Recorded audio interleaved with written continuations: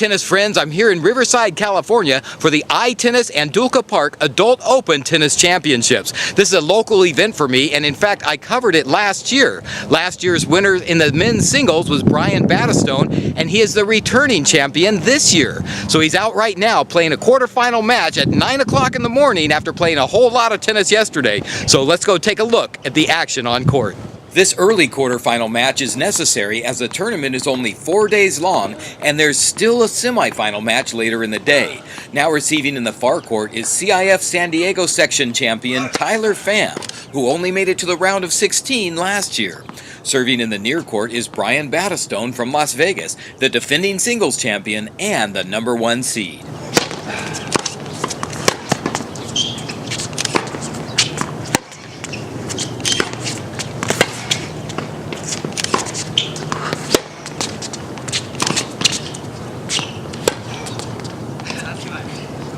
After a changeover, Brian Battistone to serve from the far court.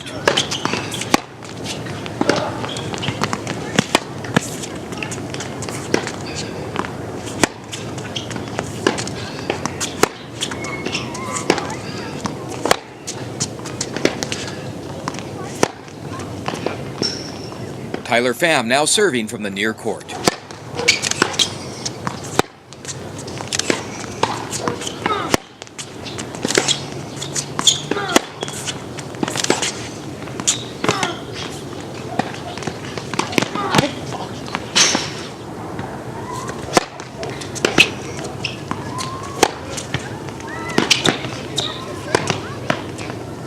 After another changeover, Brian Battistone to serve. Let's take a look at that unique serve in slow motion, courtesy of cameraman Carl Rosenstock. The ball is tossed very high from his right hand, then the racket is switched from his left to the right hand. He takes one step, a giant leap. Now look how high he is in the air. Then, boom! And that is what helped him get through his match with Tyler Pham and into the semifinals. I'm here right now with the tournament director, Larry Loeb. Larry, you put together a great tournament this year. Well, thanks, Marcus. It's a big effort. We had help from a lot of people around here, and we're just thrilled at the turnout again this year. Well, I know you had a full 64 draw on the men. You didn't have to have any buys or anything. The women, not as full as you would like, but, which is a little disappointing for me as a reporter because, there's so much talent in Southern California. I don't understand I think they need to come out here next year. Where are all the women? I mean, we only had 11 women in the draw this year. It was very strong. I mean, some very good players. Caitlin Christian from USC and Susanna Fodor from Ojai from the Wild Tennis Academy. The quality is fantastic, but we're missing the numbers in the women. The men are fantastic. They came in from probably 7 or 8 different states, 5 or 6 different countries. It's been a spectacular week. Well, I've heard nothing but good feedback from the players and the spectators, and you expect this tournament to continue to grow? Well, the idea is to make this tournament into a futures-type tournament. If we can up the prize money, we can get maybe some USTA sponsorship, and we'll have a pretty big tournament here. Well, I know I've had a great week, and I appreciate you having me here, and I hope to do it sometime again. Thanks, Marcus. Now on court 5 is a women's semifinal match. Receiving in the far court is Caitlin Christian from Orange, California, a college standout who is a junior at USC. Serving from the near court is Hannah Soltz, a junior standout from British Columbia, Canada.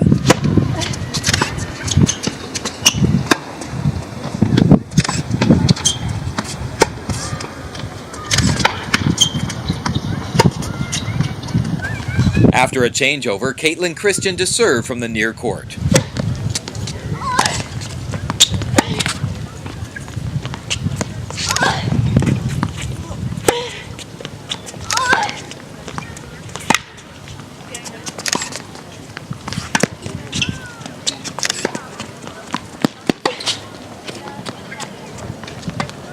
Hannah Soltz to serve.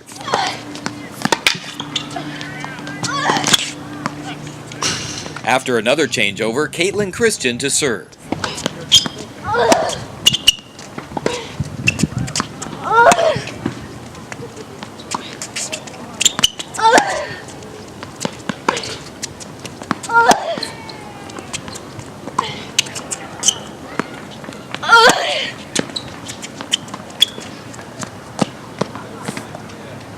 Anna Soltz serving.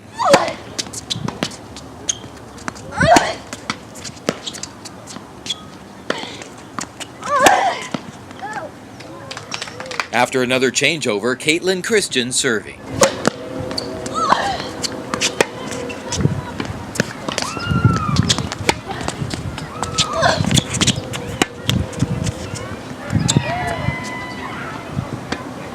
I'm here right now with the winner of that match, Caitlin Christian. Caitlin, that was a tough match out there. Yeah, it was a very tough match. First set, she got the best of me, 2-6, and then I was able to turn it around with a lot of positive energy and getting a couple more balls back. She's from out of the country. She's from British Columbia. This is her first time down here, so I know you don't know anything about her. I had So no what idea. it's like coming into a tournament, playing a player that you have nothing about. Yeah, I actually had no idea where she was from. I didn't get a chance to ask her or look at the draw. But I mean, I've been in the same situation, and it's very tough for her.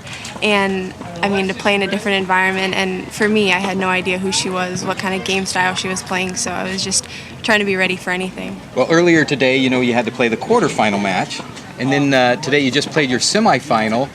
Is that too much tennis in one day for you, especially having to go a third set in the second time? No, definitely not. I mean, I'm used to it from the juniors. I just played a tournament last week where I played 3 matches in a week, so college tennis gets us ready for this, so it's a lot of fun. I enjoy every second of it. You're on the SC team. What do you think your prospects this year, and how are you liking it out there? I love it. We have a good team this year. Almost every player except for Allison Ramos is returned, so we have a fairly young team, and we're really ready to just go after it hard, and hopefully we'll do well and succeed this year. And I mean, I'm very close to all my teammates, and so the environment is great out there to work hard and to just enjoy yourself all the time. Well, tomorrow you have an early match for the final out there. Are you going to be rested and ready for that? Yes, definitely. I'll try to go to bed early tonight, and I'm just excited to get one more match in, so I'm really looking forward to it. Into the afternoon is a men's semifinal match on court 2. Receiving in the far court is Brian Battistone, who has won 3 open singles events this year, including the Southwest Regional U.S. Open National Championships. Serving in the near court is former ATP player Oren Montevasel, who we last saw on GroundsPass.net at the Men's 40s Nationals on his run to that championship singles title last year.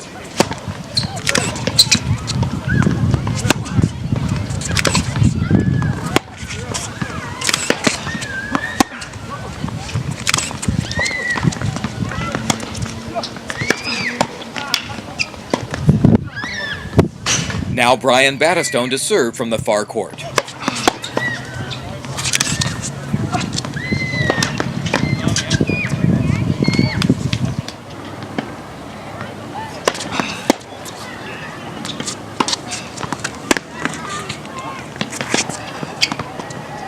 Oren Montevasel to serve.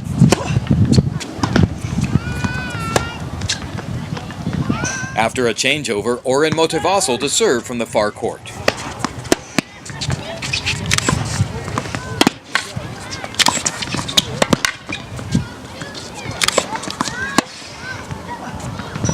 After another changeover, Brian Battistone to bring on his volleyball serve.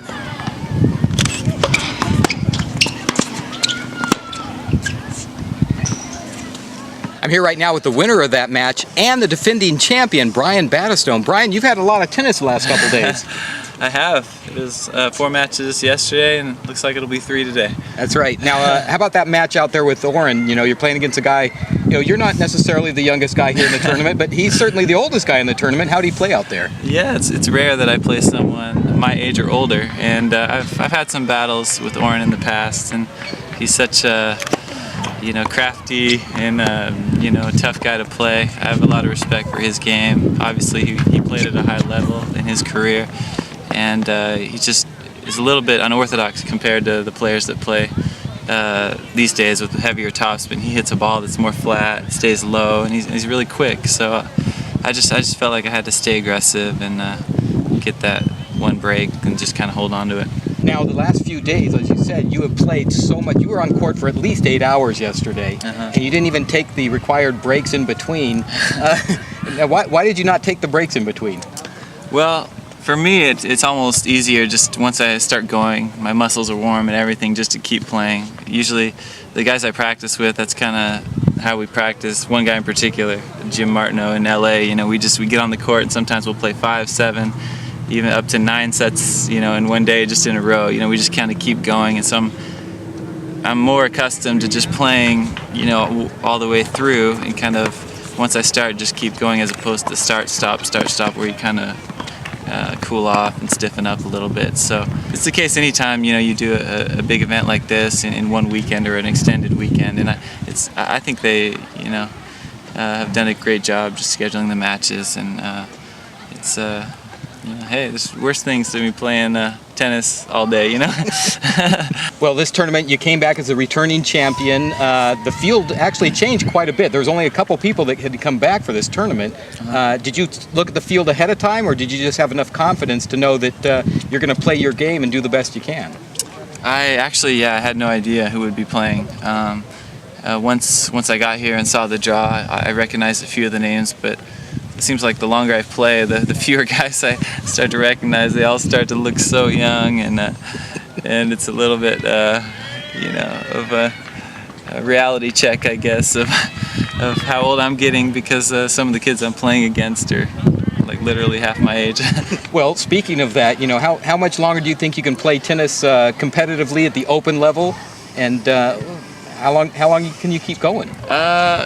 I feel like as long as it's fun, as long as my body holds up, and I'm 33 now, I feel as good as I ever did. You know, I was 21 or anything, any age really. So as long as I can get out here and compete, it's you know, my favorite thing to do. You know, whether it's tennis or basketball. I play pickup basketball games. You know, it's just a blessing to be able to get out and move around and compete, and tennis is such a great outlet for that. So as long as they let me into these tournaments, I'll be playing.